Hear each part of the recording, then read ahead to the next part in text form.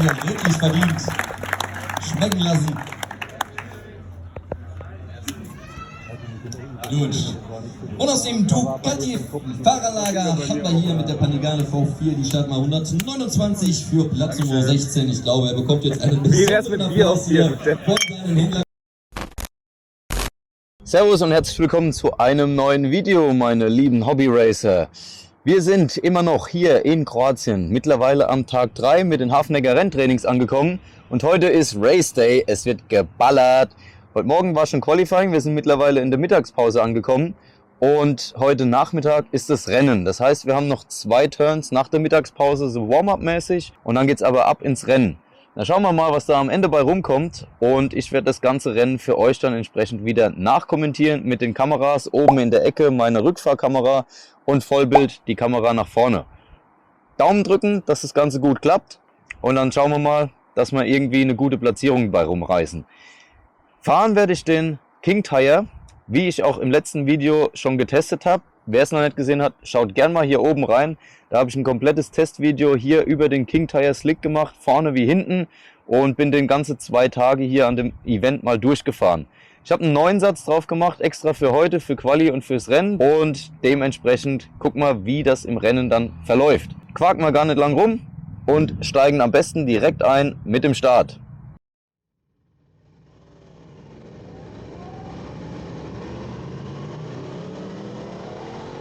So, und wie wir hier sehen können, starten wir alle aus der Boxengasse schön aufgereiht wie die Hühner auf der Stange. Und zwar liegt es daran, dass Hafenegger für 2023 seine Startprozedur geändert hat. Das heißt, es gibt ab jetzt aus Sicherheitsgründen einen fliegenden Start. Das heißt, wir fahren alle auf unserer Startposition aufgereiht aus der Boxengasse raus und folgen dem Dorian, der hier das Feld für die Warm-up-Runde anführt. Und sobald wir dann auf Startziel einbiegen und die grüne Flagge passiert haben, ist es Überholen erlaubt. Das heißt, hier müssen wir jetzt natürlich gucken, dass wir am Zug dranbleiben und unsere Reifen ordentlich aufwärmen. Beide Flanken, links wie auch rechts, schön auf Temperatur bringen. Hier sehen wir, dass vorne ab und zu schon mal eine kleine Lücke aufgeht. Man muss natürlich das Feld gucken, dass es möglichst nah beieinander bleibt, aber am Ende wird es unvermeidlich sein, dass ab der grünen Flagge sich das Feld sofort auseinanderzieht. Wie gesagt, aus Sicherheitsgründen auch absolut nachvollziehbar. Keine stehenden Starts, kein Le Mans Start. Für ein Fun Race aber auch absolut in Ordnung. So, dann biegen wir hier auch schon auf die Gegengerade ein. Und machen uns nochmal ready. Da vorne wird sich das Feld aufgrund der Bremszone noch mal ein bisschen zusammenstauchen. Und der Dorian wird direkt hier jetzt in die Boxengasse abbiegen und für uns das Rennen freigeben. Deswegen hier wichtig, gut rauskommen, direkt den Anschluss behalten. Und die grüne Flagge ist passiert, das heißt, das Rennen ist eröffnet. Jetzt können wir attackieren. Hier war erstmal wichtig, schön nah dran bleiben, dass der Zug nicht ohne mich abfährt. Was soweit auch ganz gut funktioniert hat. Es gab hier schon mal keine Crashes. Das Feld ist gut weggekommen. Und dann geht es zum ersten Mal auf die 180 Grad links rein. Und der Kollege vor mir verbremst sich auch schon direkt. Heißt, ich habe die erste Position gut gemacht. Bin jetzt auf P16. Gestartet bin ich auf P17. Aufgrund von meiner Quali-Zeit von 1,36. Wie gesagt, im letzten Video habe ich es erwähnt, keine persönliche Bestzeit von mir. Ich habe vor Ort mit starken Schmerzen kämpfen müssen. Das heißt, mein linker Oberschenkel war dauerhaft zu und hat sich auch jedes Mal, wenn ich ihn gedehnt, entspannt habe, massiert habe, egal was ich gemacht habe, immer nach spätestens 2 Runden auf der Strecke wieder komplett verhärtet. Und ich bin das komplette Rennen unter Schmerzen gefahren. Aber keine großen Ausreden. Gefahren bin ich ja auch, deswegen das Beste draus machen und gucken, wie weit wir hier mitfahren können.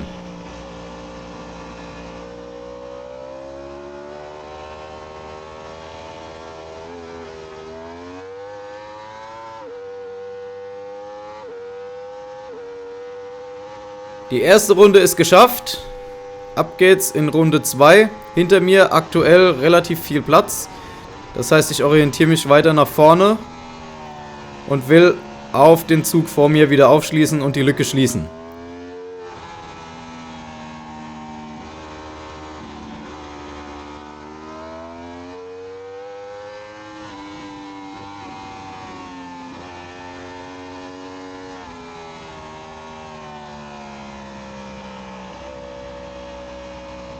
Mittlerweile sehen wir aber schon, die Lücke hinter mir hat sich mehr verkleinert als die Lücke nach vorne. In der Rückfahrkamera seht ihr es ganz gut, dass die Fahrer hinter mir zu mir aufgeschlossen haben. Und vor allem hier unten im Geschlängel verliere ich sehr viel Zeit, verliere ich sehr viel Speed. Ich habe Probleme damit, Geschwindigkeit mit durch die Kurven zu nehmen. Und vor allem das Umsetzen hat mir riesige Probleme bereitet. Aufgrund der Schmerzen im Oberschenkel. Das Einzige, was mir dann immer geholfen hat, wie hier auch wieder zu sehen, war der Kurvenausgang auf die Gerade raus. Und die Leistung von der R1, dass ich zumindest hier meinen Abstand dann wieder ein bisschen vergrößern konnte und mich quasi retten konnte bis zur nächsten Kurve.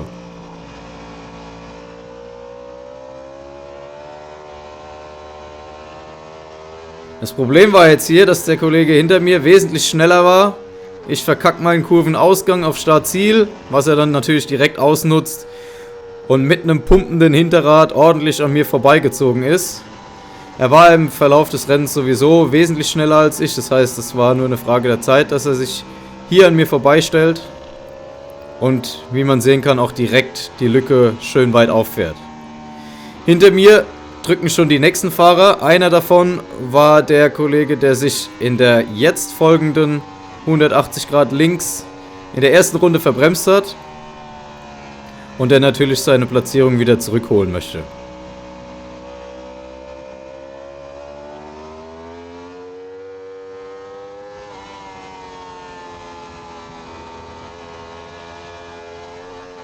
Hier sehen wir es auch wieder sehr gut.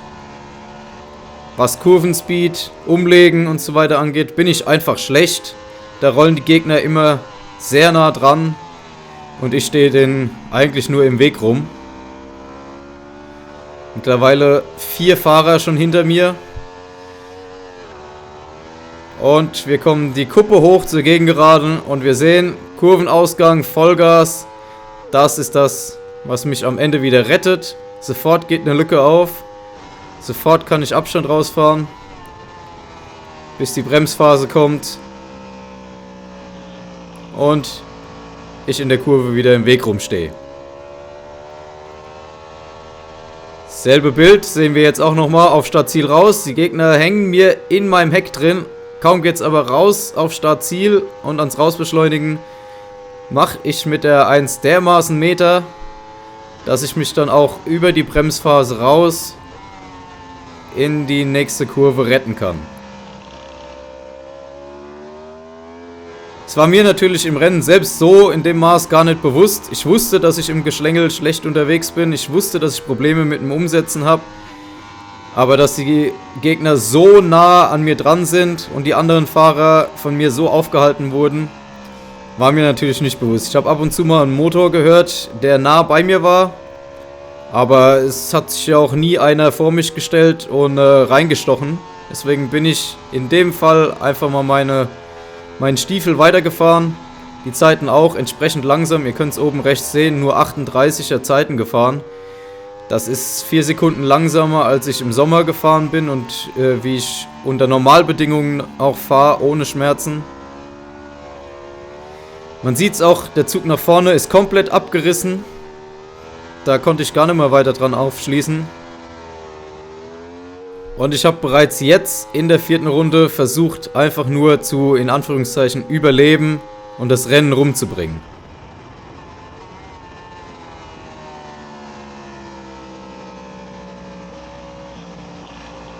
Die Kollegen hinter mir sind zwar immer nah dran, aber haben auch irgendwie noch nicht die Konsequenz, sich auf der Bremse dann neben mich zu stellen.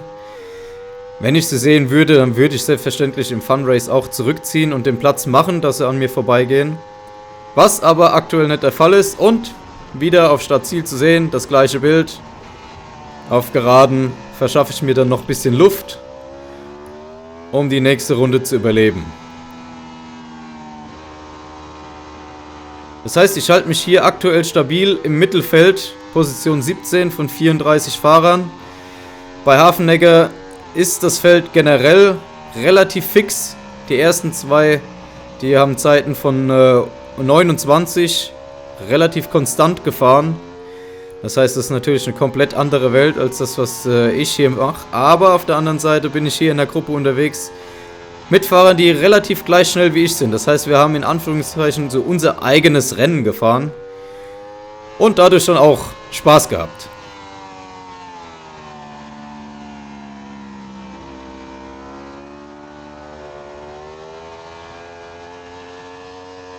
So langsam habe ich dann jetzt auch so ein bisschen meinen Rhythmus gefunden. Habe mich auf die Schmerzen eingelassen. Konnte sie zeitweise wegignorieren, sodass meine Zeiten dann jetzt auch langsam besser geworden sind. Aber hier auf der Bremse sehen wir, fasst sich der Kollege ein Herz, stellt sich einfach mal rein und macht natürlich alles richtig damit, indem er dann die Platzierung von mir klaut. Das heißt, ich bin auf P18, habe jetzt aber wieder einen schnelleren Fahrer vor mir und kriege neue Motivation, ihm hinterher zu fahren, um mich vielleicht von ihm noch ein bisschen ziehen zu lassen.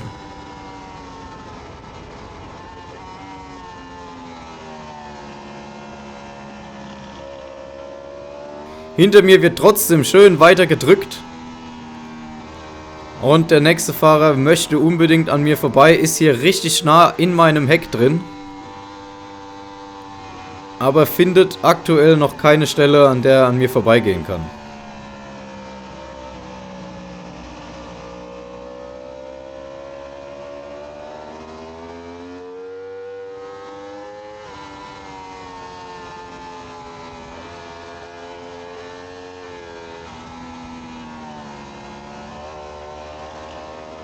Wir sind mittlerweile über die Hälfte vom Rennen durch und mein Körper baut zwar stark ab. Ich habe in der Phase vom Rennen extrem unter den Schmerzen gelitten, wollte aber trotzdem irgendwie noch weiter mich durchbeißen und einfach auf Krampf dem Fahrer vor mir hinterherfahren, um mich ziehen zu lassen. Wie man sehen kann, jetzt wo er aber freie Fahrt hat und ich ihm nicht mehr im Weg rumstehe, kommt er auch auf die Geraden entsprechend gut raus. Und ich sehe ihn dann immer nur noch weiter weg. Muss ihn schon eigentlich ziehen lassen. Aber versuche dann trotzdem darüber noch ein bisschen hinterher zu hecheln.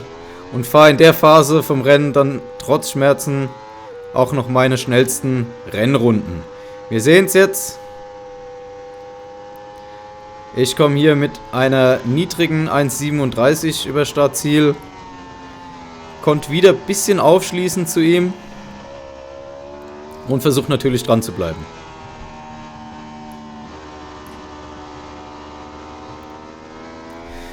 Die Situation bleibt jetzt über die nächsten 2-3 Runden relativ gleich. Das heißt, ich versuche dem Vordermann zu folgen, versuche mich von ihm ziehen zu lassen. Die Fahrer hinter mir sind zwar nah dran, finden aber noch keinen Weg an mir vorbei. Das heißt, wer diese Runden überspringen will, der kann gerne bis zu Minute 15:30 vorspulen. Wer das Rennen natürlich komplett ungeschnitten sehen will, der bleibt weiter dran.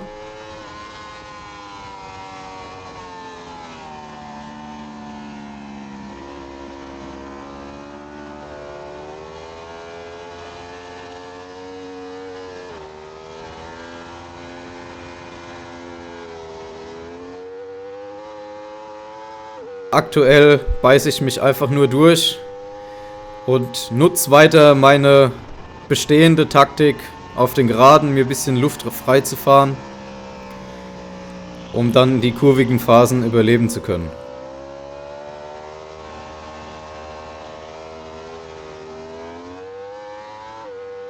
Hier sehen wir es wieder ganz gut. Ausgang auf Startziel.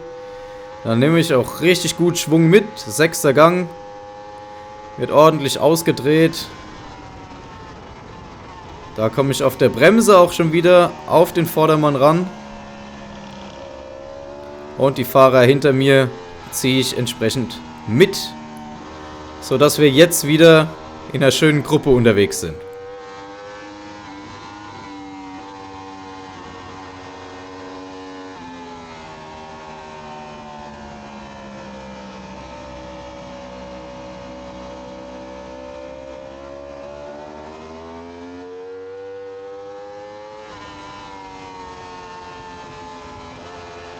Der Vordermann hat in der Zwischenzeit auch ein bisschen nachgelassen, beziehungsweise wir als Dreiergruppe hinter ihm uns auch noch mal ein bisschen steigern können. Das heißt, wir sind jetzt auch im 36er Zeitenbereich unterwegs, sodass wir mittlerweile wieder als schöne Vierergruppe unterwegs sind.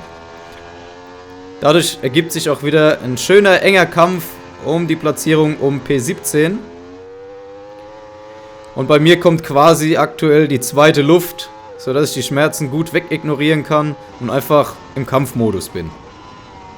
Hier sehen wir aber, auf der Zagreb-Kurve bin ich wieder zu stark auf der Bremse, nehme zu wenig Geschwindigkeit mit in die Kurve, wodurch der Hintermann es dann geschafft hat, an mir vorbeizugehen und sich die 18. Position schnappt, mich aufs 19 verdrängt. Und ich wollte es aber nicht so einfach auf mir sitzen lassen und auf Startziel komme ich super gut raus und wir sind hier in einem richtig engen Fight auf die erste Kurve zu, wobei ich aber die schlechtere Linie innen habe und im Fun Race auch definitiv einfach auflasse und die Kollegen durchfahren lasse. Man muss hier nicht auf Krampf reinhalten, das wäre jetzt absoluter Quatsch gewesen, es soll ein faires Rennen bleiben und so hatten wir alle mega Spaß, ohne dass es irgendwo zu einem Risiko kam.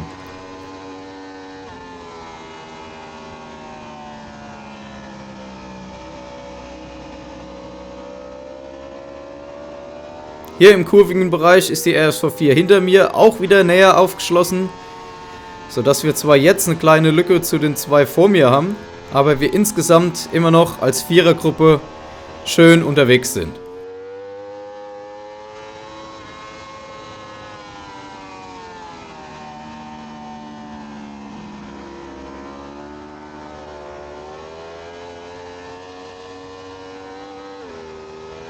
In der Gruppe hier konnte ich mich jetzt auch schön ziehen lassen und bin nochmal ordentlich mitgekommen und fahre jetzt in der Runde auch meine persönliche Bestzeit vom Rennen mit einer 1,36,0. Ihr werdet es gleich sehen, sobald ich über Startziel fahre.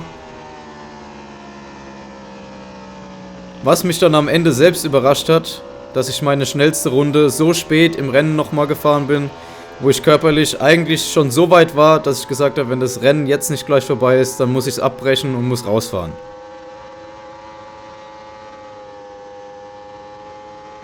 Hier sehen wir es, die 36.0 steht, oben rechts, in lila markiert. Auf der Gerade auch wieder die Lücke zum Hintermann schön aufgefahren, dass er jetzt ein bisschen hat abreißen lassen müssen. Beziehungsweise ich auch nach vorne zu den zwei wieder ein bisschen näher dran gekommen bin.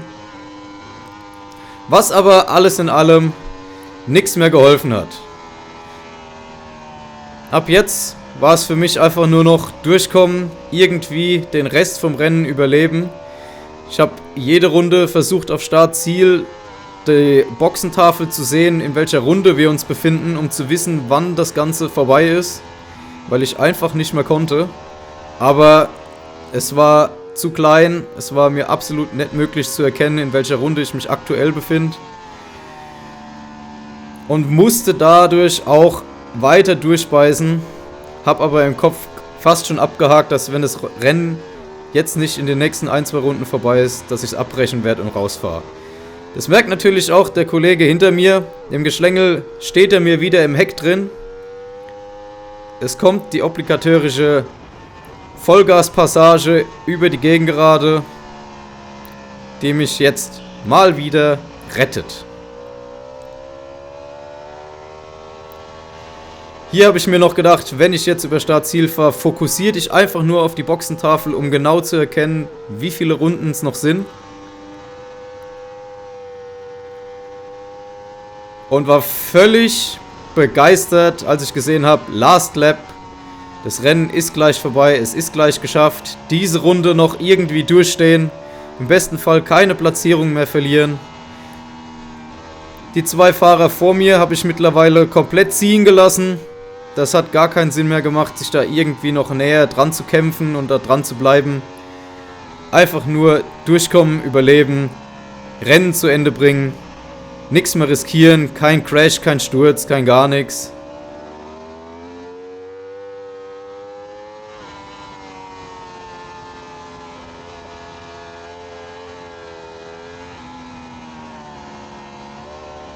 Hier auch wieder schön zu sehen, wie eng die RSV 4 hinter mir dran ist. Er hat noch nicht ganz aufgegeben gehabt. Wollte sich hier wohl noch die Platzierung von mir holen.